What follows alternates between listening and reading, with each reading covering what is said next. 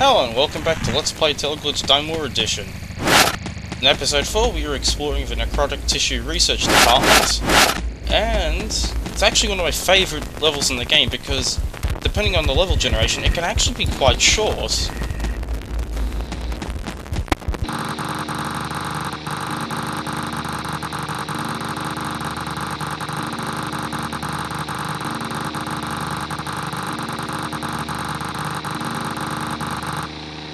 Yeah, that is one of the game's bugs that we've just been able to demonstrate.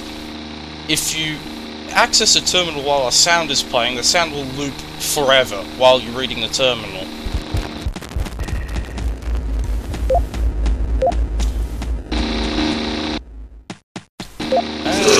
Well, that certainly looks...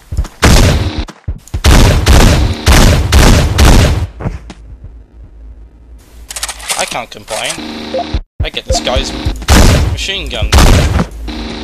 No, sorry, assault rifle.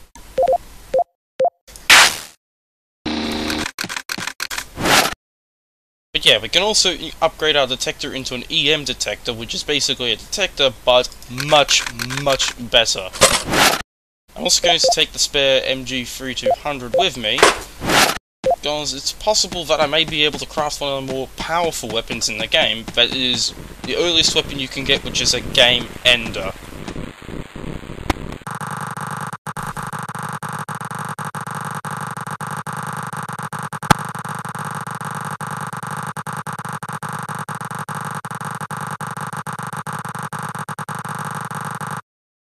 Intergalactic software error. Well, that explains all the guards. Now, this is what the EM detector does. It enables us to detect enemies through walls, essentially. That's the best way to describe it.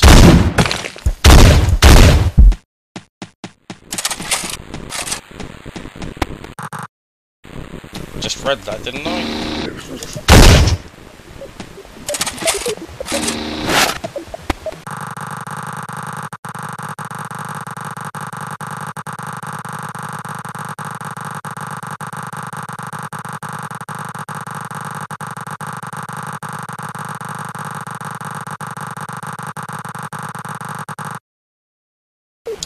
Well, if you were concerned that we were taking stories before in the canned meat, think no further, because it turns out that everything is fine.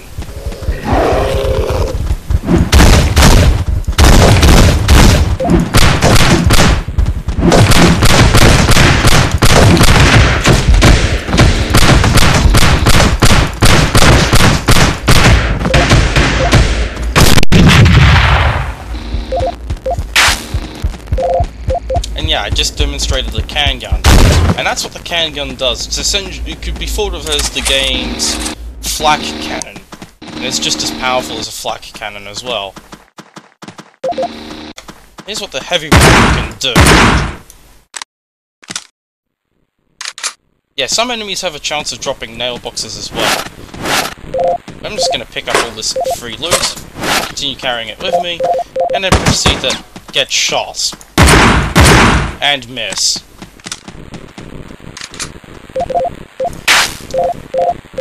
Yeah, this is one of the reasons why this level is one of my favourites, because it is so quick and brutal. And it also gives me a good opportunity to talk about what defines a roguelike, like, what stops just any game from being a roguelike. And one of these is the idea of tactical play. So you're not just playing on a per moment basis.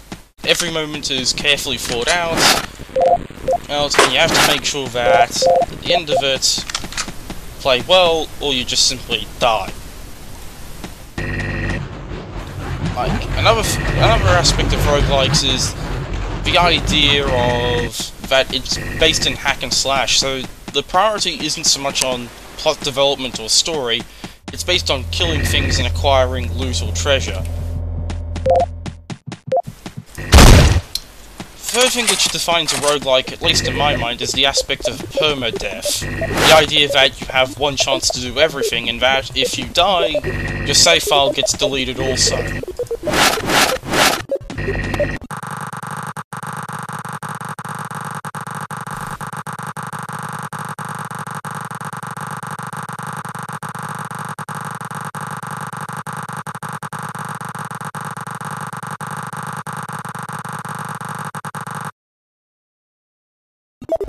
Well, on the flip side, the terminals cannot hurt you, the player, so it's a non-issue.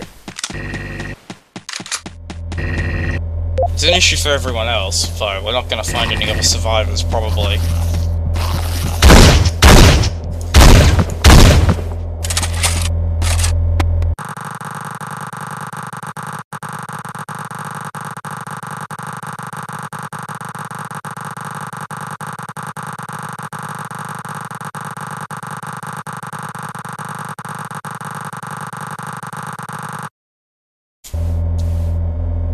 Jeez, you better get on the case right now, because there's a large number of mutants and zombies that aren't just running rampant in the food storage, they're also running rampant just everywhere in the facility.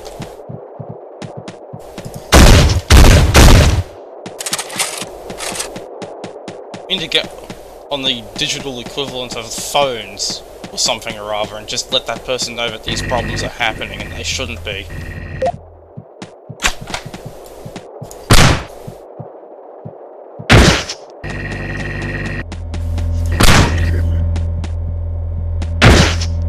Now, for an experienced veteran like myself, you might end up coming across these terminals here on your first playthrough.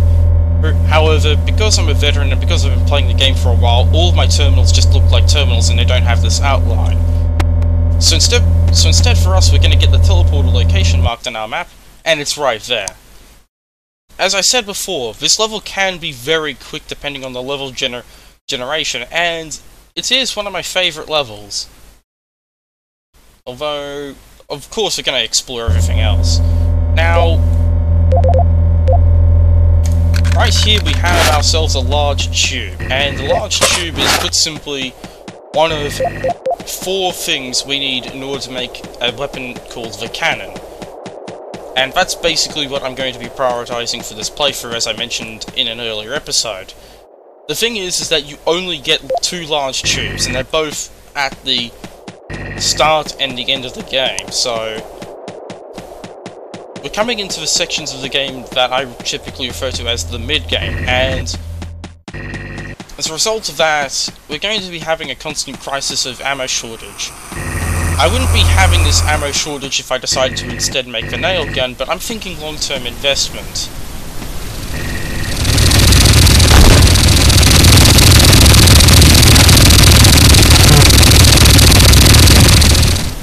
That plus, more ammo isn't necessarily going to stop you from taking damage.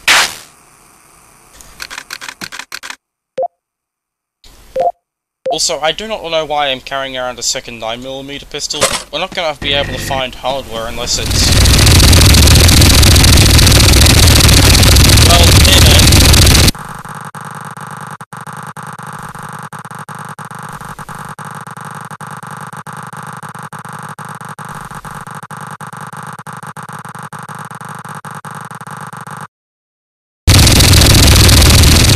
so now we're starting to get the idea of what's happened to all the facility personnel. Now, zombie soldiers and zombie workers. It's starting to get to the idea that where we're no longer just fighting whatever the AI happens to have on hand.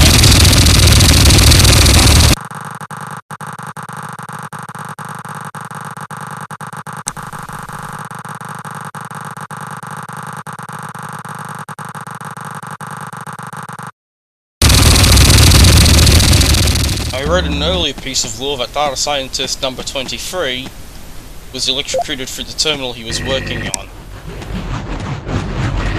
Not a good sign if you ask me, because we're getting the idea of what's going on. An intergalactic software is basically causing all of this, and as a result of that, our lives are very much in danger. Not only do we have all of the zombies coming after us, we also have a bunch of guards who presumably also have chips implanted into their heads, also trying to kill us. In general, the situation is only going to get worse as we continue on.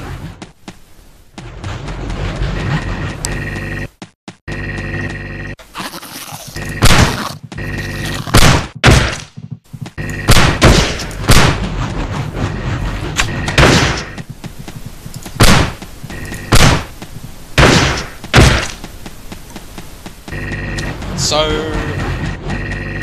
we're essentially now starting to fight psychotic AI-possessed personnel.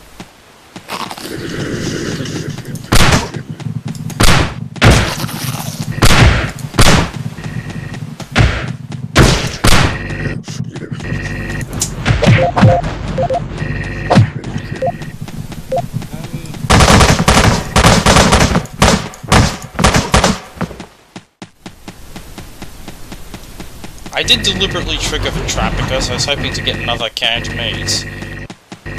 That unfortunately didn't happen, I just lost a whole lot of ammunition because of it. Generally, traps are not worth triggering, and we're going to come up to another trap much later on in the game that is just simply not worth triggering at all, and has no chance of any positive benefits whatsoever.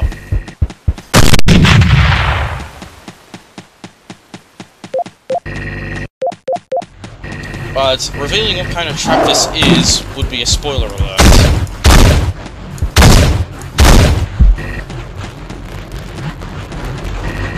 There's another trap here. I want to know how this room is situated so I can know if having to trigger the trap is absolutely essential or if I'm just being paranoid.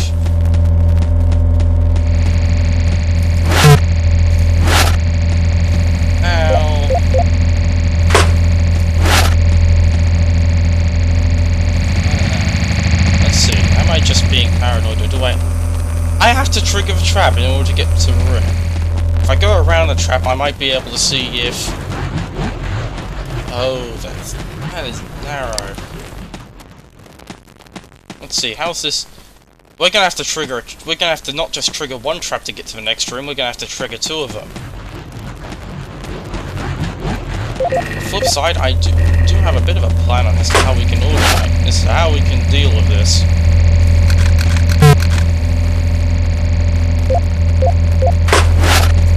Balls, a nail bomb.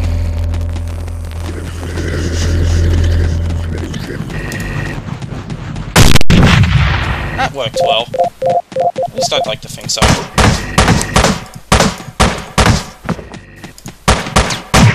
Of course, for best results, you should probably trigger both traps at the same time to maximize how much you're killing with an individual nail bomb is supposed to do what I just did, and you still have a second trap we have to deal with.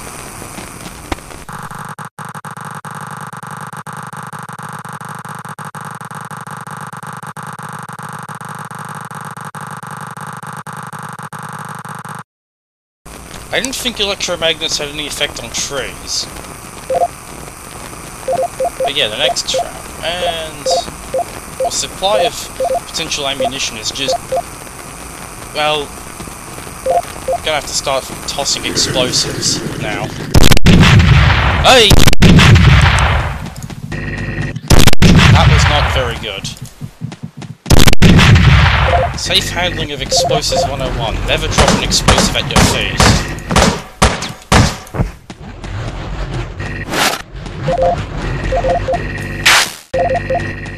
Reasons 1 through 100, you will explode. A lot.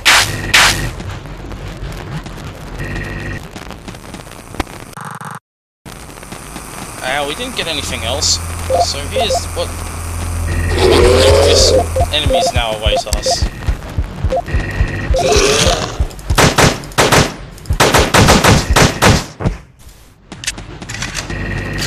I want to try and conserve on the heavy rifle ammo for the next level. Specifically, the reason why I do that is a spoiler alert. Oh, now this is just a classic trap, isn't it? Why not just tell me you're there by having the door open? He's stuck too.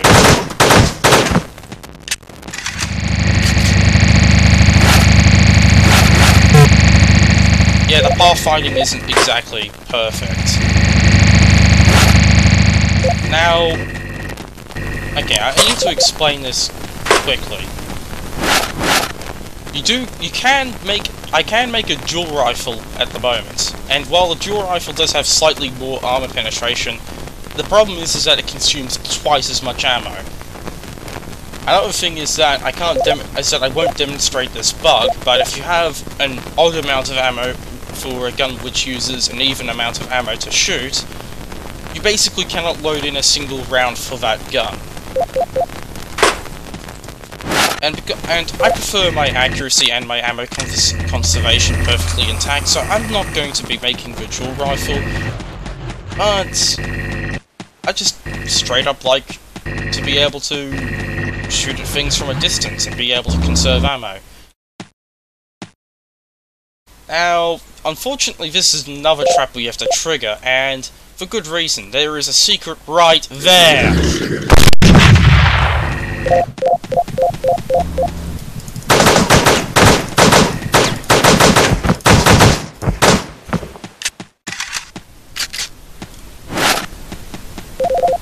But yeah, we do have our first plate as well, and plates can be... if you have two of them, you can make yourself a piece of armor.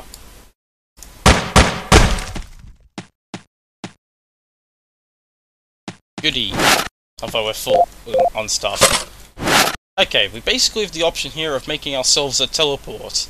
What this does, it'll teleport you to the starting position just before death, and will restore 50 health points. It's good as an emergency item, and I like keeping it around because it makes me feel a bit safer.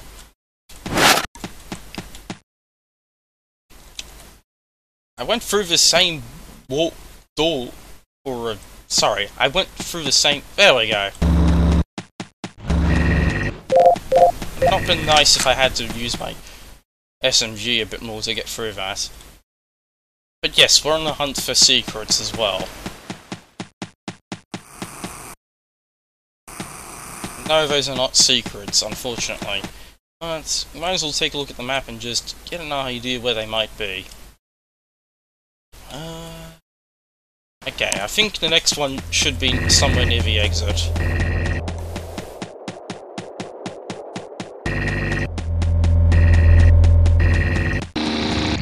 Or maybe not. Anyway, this is the end of the level.